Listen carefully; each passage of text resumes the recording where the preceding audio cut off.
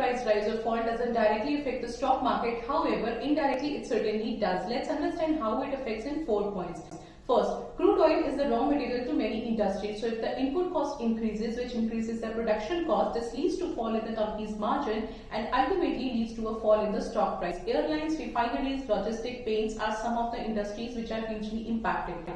Second, it is also the raw material for petrol and diesel. So rise in the crude oil prices leads to increase in the cost of petrol and diesel, which leads to increase in the transportation cost for many companies, which leads to the fall in the stock price.